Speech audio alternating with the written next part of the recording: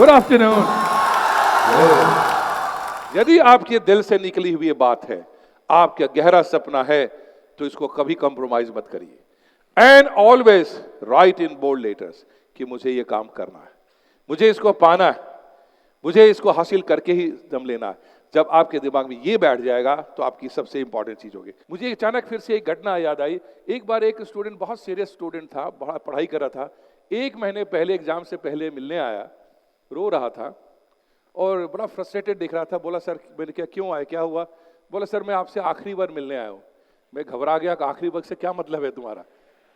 तो बोला सर नहीं सर, मुझे आप गलत सोच रहे, सुसाइड नहीं करूंगा मैं, लेकिन सर मैं एक्चुअली एग्जाम छोड़ रहा हूँ। मैंने कहा क्यों छोड़ रहे हो?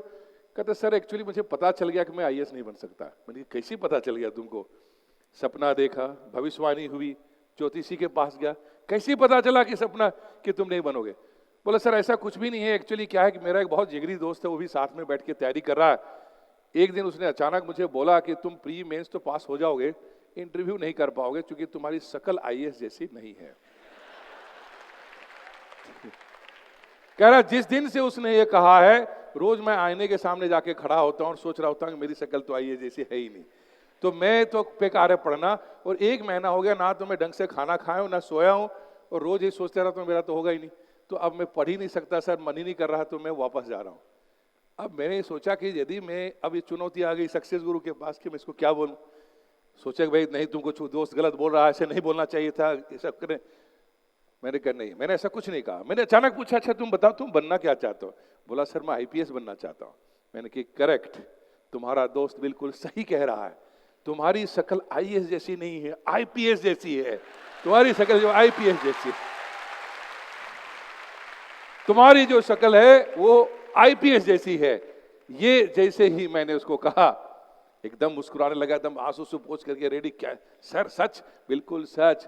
अभी जाके तुम दोस्त को कहना कि तुम बिल्कुल ठीक कह रहे हो, मेरी शक्ल आईएएस जैसी नहीं आईपीएस है, बिल्कुल तुम ठीक कह रहे हो, और मिश्रा सर भी यही कह रहे हैं। बोला सर मैं ऐसा ही करूंगा, मैं जा रहा हूं। और आज के बाद मैंने कहा उसका सुनना मत, कहना जब भी बोलना आई एम एन आईपीएस। वो बोले चिल्ला के बोलना आई एम एन आईपीएस, रोज बोलना। वो गया, उसने बोला मिश्रा सर लगता है हिप्नोटाइज करके भेज दिया, उसने मजाक बना के छोड़ दिया उसको। But he went and wrote, अपने नाम के आगे लिख लिया उसने आईपीएस, और उसके बाद अपनी पढ़ाई शुरू की।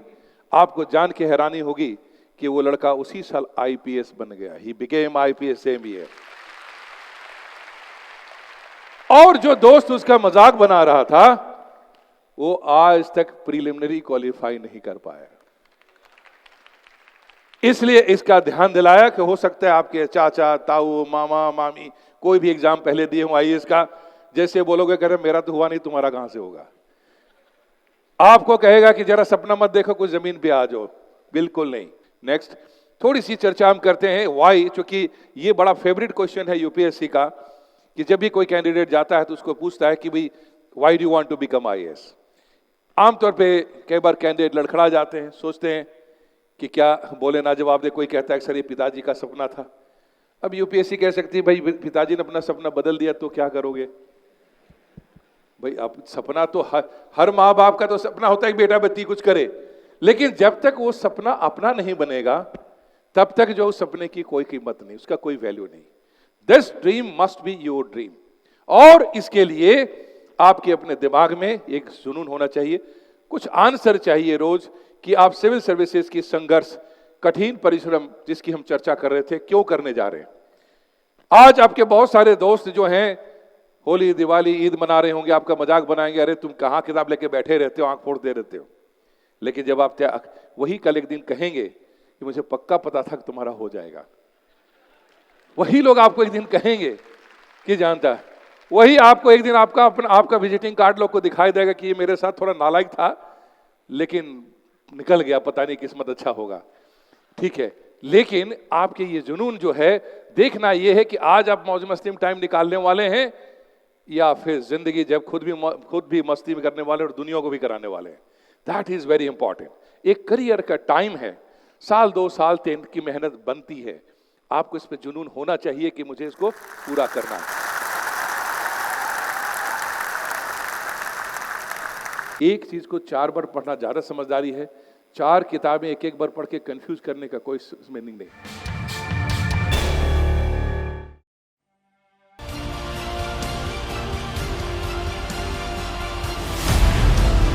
सिलेबस को ध्यान से समझना और उसी गाइडेंस के अंदर पढ़ना। बड़ी भारी भरकम किताबों की नहीं, एक चीज को 4 बार पढ़ना ज्यादा समझदारी है। 4 किताबें एक बार पढ़ के कंफ्यूज करने का कोई मीनिंग नहीं। हर सब्जेक्ट के कोऑर्डिनेशन के साथ लास्ट ईयर के क्वेश्चंस, कम से कम 5 से 6 साल के क्वेश्चन, प्री के मेंस के बार बार देखना, उसके आसपास रहना, उसके हिसाब से अपनी गाइडेंस को तैयार करना, ये एक बहुत बड़ी रिक्वायरमेंट है जिससे आप कनेक्ट होते हैं सिलेबस के बारे में। And you have to select some basic books. आजकल इंटरनेट में भी फ्लडेड है मटेरियल। ऐसा नहीं कि कोई चीज़ फ्री मिल रहा है तो हर चीज़ को फ्री में लिए जा रहे हैं। अपने आप को जो है तूफान, अपने आप को जो है दिमाग को डस्टबिन नहीं बनाना है। You have to be very careful. क्या छोड़ना है, इस एग्जामिनेशन की बहुत बड़ी समस्या है। क्योंकि पढ़ेंगे लगे सब कुछ इंपॉर्टेंट, सब पढ़ना चाहिए। आपको ये भी सीखना है कि what to leave, what is not relevant. और ये आपको सिलेबस और अपने क्वेश्चन को जो बार बार देखने से आपको बहुत क्लियरिटी आएगी कि व्हाट इज रेलेवेंट और व्हाट इज नॉट रेलेवेंट। तीसरी जो इंपॉर्टेंट चीज है वो है नेक्स्ट, वो है एज लिमिट। एज लिमिट का कोई लिमिट नहीं, 21 से 32 जनरल कैंडिडेट का भी है, 3 इयर्स का रिलैक्सेशन ओबीसी कैंडिडेट को, 2 और जो है SC/ST कैंडिडेट को है। आप रेंज देखेंगे 21 से आप 35-37 ईयर तक का आपके पास टाइम है। लेकिन इसका मतलब ये नहीं है कि रिलैक्सेशन है या टाइम है तो हम लास्ट तक एग्जाम देते रहें। कोशिश करनी है कि पहले पढ़ें और तैयारी करें, नहीं तो ऐसा होगा आप भी एग्जाम देंगे और एक दिन आपका बेटा भी एग्जाम दे रहा होगा। तो ये तो है, तो इससे बेटर है कि आप ले टाइमली आप जो है उसको क्लियर करने की कोशिश करिए और कम एज में ही इसको अचीव करने की कोशिश करिए। नेक्स्ट, उसके बाद आती है बारी वो अटेम्प्ट भी 6 अटेम्प्ट तो जनरल कैंडिडेट को है, 9 अटेम्प्ट ओबीसी कैंडिडेट को है, no limit of for SC/ST। तो कहाँ आपको अटेम्प्ट की समस्या है? ये सारे फियर फैक्टर्स हैं जिसको लेकर के इंसान उलझा होता है। These are all are illusions and images. इस चीज को समझाने के लिए फिर भी ब्रूस ली का एक और सीन छोटा सा दिखाता हूं कि जो उसको गुरु कहता है कि there is always illusion in images behind which are enemy hides, कि अपने को छुपाता है। इमेजेस को तोड़ दो, दुश्मन सामने नजर आएगा, you can do it. Similarly अपने हर गोल के पीछे जाल लगी होती है, इमेजेस होते हैं। उस सारे जो मिथ है उसको तोड़ दीजिए, आपके सामने क्लीन नजर आने लगेगा।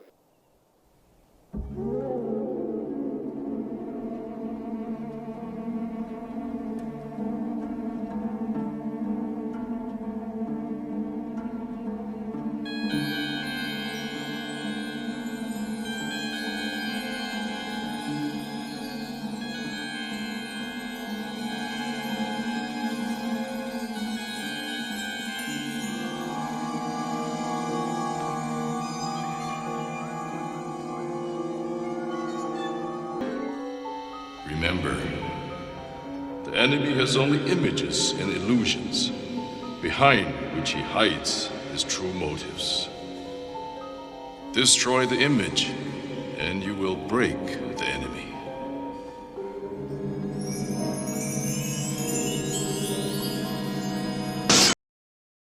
कॉन्फिडेंस और ओवर कॉन्फिडेंस इस लेवल तक था कि मैं ऑटोमेटिकली मैं इस लेवल पे हिट करता हूँ। वो वही गलती अपने फाइट के दौरान कर रहा था, क्योंकि उसको एज अ फाइटर ही वाज ऑलवेज कॉन्फिडेंट। लेकिन लास्ट में आपने देखा उसको याद आता है, कहता है जब वो मिरर इमेजेस में कंफ्यूजन इल्यूजन में फंस जाता है, गुरु की बात याद आती है। Remember there is images and illusions behind which enemy hides. Break the images and you will break the enemy. इसको अपने लिए लगाइए, अपने एग्जाम पे लगाइए। और वो ये है कि जब भी आप कोई लक्ष्य बनाते हैं, एग्जाम देते हैं, एक बहुत बड़ी बाधा इस बात की होती है कि उस लक्ष्य से संबंधित बहुत सारे भ्रम हम पाल लेते हैं, गलत सलाह से भर जाते हैं, सलाहकारों की कोई कमी नहीं रहती और एक बहुत लंबा समय इसी में गुजर जाता है। तैयारी करने के तैयारी में मैं कई बार स्टूडेंट से पूछता हूँ अगला एग्जाम कब देने वाले? बोले सर अभी तो हम जम के तैयारी कर रहे हैं। मैंने कहा जम से तुम्हारा क्या मतलब? कोई गोंद लगा के चिपकना है? क्या है तुम्हारा इधर? आमतौर पे क्या हो, जैसे आप तैयारी करने की सोचते हैं कोई सीनियर दीदी भैया होंगे, उनसे पूछते हैं कि वो क्या कहते हैं प्रिपरेशन के बारे में। आप उस प्रिपरेशन को लेकर के जाते हैं कि बता दीजिए क्या पढ़ें। आपका सवाल ये नहीं है कि कैसे पढ़ें, आपका सवाल है क्या पढ़ें। और यदि वो भैया दीदी उन्होंने रिसर्च कर रखा है बुक्स को इकट्ठे करने में, बोले आज कोई शिष्य तो मिला, बोले लिखो। अब किताब का नाम लिखना शुरू किए, पॉलिटी में ये पढ़ना, ज्योग्राफी में ये पढ़ना, हिस्ट्री में ये पढ़ना। लंबा सा लिस्ट बनता जाएगा, आप भी खुश होंगे। इनको इतना साल लगा जमा करने, मुझे तो 15 मिनट में मिलने वाला है, बहुत खुश हो जाएंगे।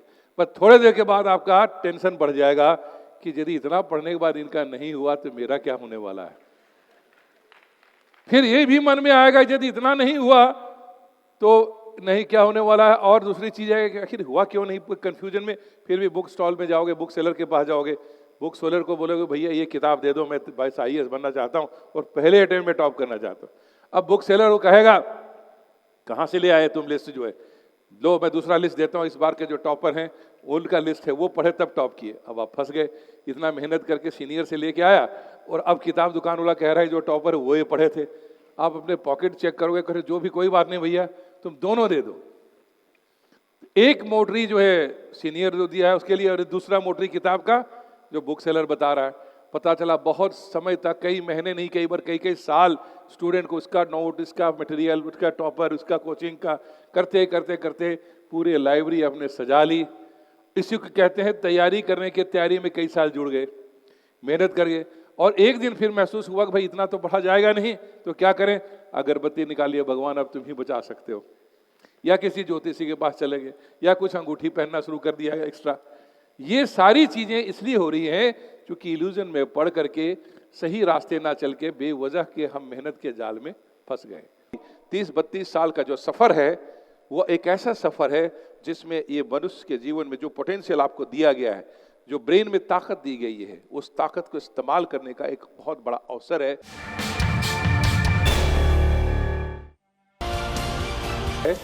जो एक आपको अपॉर्चुनिटी देगा to serve your country. India is largest democracy of the world and second largest population of the world. आज भी हमारी बेसिक नीड्स पूरे नहीं हुए, आज भी हम इंफ्रास्ट्रक्चर की बात कर रहे हैं, आज भी गरीबी हटाने की बात कर रहे हैं, आज भी हम बिजली, पानी और सड़क की तैयारी में लगे हुए हैं। ऐसी हालत में इस देश में एक भागीदारी निभाने का, डेवलपमेंट में एक स्टील पिलर बनकर करके अपनी योगदान देने का इस कंट्री का अलग ही अनुभव है, एक अलग आनंद है। आप जहां भी होंगे, जो भी कंट्रीब्यूट करेंगे, आपको रिवार्डिंग लगेगा कि मेरी एक कोशिश से यहाँ ऐसा हो गया, इस इलाके में ब्रिज नहीं था, डिसीजन लिया, अब इतने लोगों की लाइफ बच रही है और जिंदगी बदल रही है। सड़क नहीं थी, बन गई, लोगों के रहने के इंतजाम नहीं थे, हमने करवा दिया। आप जहां भी होंगे, लॉ एंड ऑर्डर में है, सिक्योरिटी में है, आपको एक बहुत ही रिवार्डिंग महसूस होगा। This is an opportunity. ये सिर्फ जॉब नहीं है, एक अवसर है अपने इस मनुष्य जीवन को, मानवता को पूरे पावर में रह करके, पोजीशन में रह करके पूरा करने का, सिर्फ अपने नहीं लिए, दूसरे के लोगों के लिए जीने का एक बहुत बड़ा मौका है, जिसके लिए आपके पास सरकारी सुविधाएं और पावर आपको दी जाती है। इंपॉर्टेंट चीज है, ये एक ऐसा करियर है, नेक्स्ट, जैसे आपकी जो भी पोटेंशियल है उसको मैक्सिमम यूटिलाइज करना। आप इंजीनियर हैं, डॉक्टर हैं, ग्रेजुएट हैं, पोस्ट ग्रेजुएट हैं, जो भी आप हैं, आपको अपनी पोटेंशियल का मैक्सिमम इस्तेमाल, चूंकि इसमें इतनी चुनौतियां आएंगी, इतने अवसर आएंगे और साथ साथ में अधिकार दिए जाएंगे कि राउल थ्रू योर करियर आप इवॉल्व करेंगे, ग्रो करेंगे, लगातार आपका एक स्ट्रेंथ बढ़ता चला जाएगा। इसमें यह नहीं है कि कल आपकी डिमिनिशिंग होगी, आप हर दिन कुछ नया पढ़ेंगे, नया अनुभव प्राप्त करेंगे, एक नई चुनौती लेंगे, और with the rise of your power, with the rise of your position, you are evolving as a human being, as evolving as a real potential person. ये इस जॉब की 30-32 साल का जो सफर है वो एक ऐसा सफर है जिसमें ये मनुष्य के जीवन में जो पोटेंशियल आपको दिया गया है, जो ब्रेन में ताकत दी गई है, उस ताकत को इस्तेमाल करने का एक बहुत बड़ा अवसर है। आपका क्लास इस जॉब में आने के लिए अपर क्लास, मिडिल क्लास नहीं होगा, एक गवर्निंग क्लास में होंगे, अपने कंट्री के गवर्निंग ग्रुप में आप होंगे। Your participation will be developing the governing power of the state. Class, status, एक अलग पहचान परिवार के लिए, फैमिली के लिए, that is the power. So here this is a class, status and एक पावर। आपको अपने काम को निभाने के लिए, किसी चीज को पूरा करने के लिए आपको एक पावर दिया जाता है, एक आपको सुविधाएं दी जाती है। एक डिप्टी कमिश्नर, किसी डीसी एक डिस्ट्रिक्ट का, कितने पैसे एक साल में दिया जाता है आपको मालूम है? 500 से 600 करोड़ रुपए एक डीसी के हाथ में होता है एक डिस्ट्रिक्ट के डेवलपमेंट के लिए। जो आप किसी कॉर्पोरेट में ज्वाइन करते थे सीईओ बनने के बाद 20 साल के बाद शायद उतने बड़ी कंपनी चला रहे होंगे। एक डिप्टी कमिश्नर के एक साल में खर्च करने के 500-600 करोड़ होता है। मैं अपने कई बार स्टूडेंट से अपने पूछता हूं कि इस बार तुमने कितने खर्च किए। कई लोग से जवाब मिलता है अक्सर 500 करोड़ था, हमने सिर्फ 350 करोड़ खर्च किए। हमने कहा भाई 150 करोड़ क्यों नहीं किए। मेरा अनुमान है, मेरा मानना है, इंडिया आज तक पूरा हम डेवलप इसलिए नहीं हो पाए, इसलिए नहीं कि हमारे पास पैसे की कमी थी, इसलिए क्योंकि हम उसको टाइम पे खर्च करके हम अपने सही टाइम पे प्रोग्रेस कर नहीं पाए, और हम अपना हमेशा डेवलपमेंट को आगे पोस्टपोन करते जा रहे हैं, और हमेशा हमारी प्लानिंग फेल होती रही। हमारी इंप्लीमेंटेशन यदि टू द पॉइंट होती, रिसोर्स को इसको सही इस्तेमाल करते, तो कितना बड़ा पावर।